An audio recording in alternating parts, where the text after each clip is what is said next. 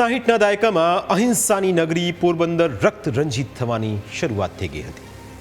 વિદેશોથી થતા વેપારની આડવા ગેરકાયદે કામો થવા લાગ્યા. શરૂઆતમાં પોરબંદરના દરિયાકાંઠેથી નાની નાની ચીજવસ્તુઓની દાણચોરી થતી.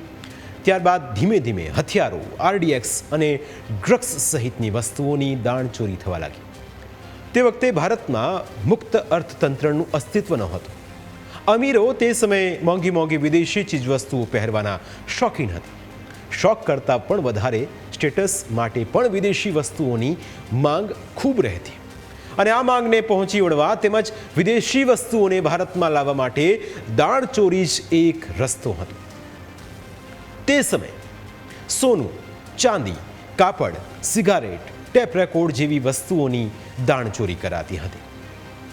આ ઉપરાંત કેસેટ અને કાંડા ઘડિયાળ જેવી વસ્તુઓ દાણચોરો વહાણ થકી લાવતા હતા. મોંઘી મોંઘી વસ્તુઓને જહાજમાં છુપાવીને દાણચોરી કરવામાં આવતી અને તેને ગુજરાત સહિત આખા દેશમાં ઘૂસડવામાં આવતી હતી. જોકે સમય જતાં આ દાણચોરીની નિયત બગડી અને વધારે રૂપિયા કમાવાની લાલચમાં હથિયારો અને ડ્રગ્સની પણ દાણચોરી થવા લાગી. હથિયારોની દાણચોરીમાં ખૂબ ઓછા સમયમાં રૂપિયાની મબલક આવક થતી.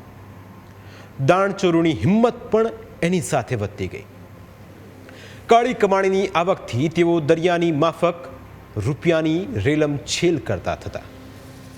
પોતાનું વર્ચસ્વ જાળવી રાખવા ગરીબોમાં દાન કરવાના બહાને તેમની દરિયાદિલી વધી.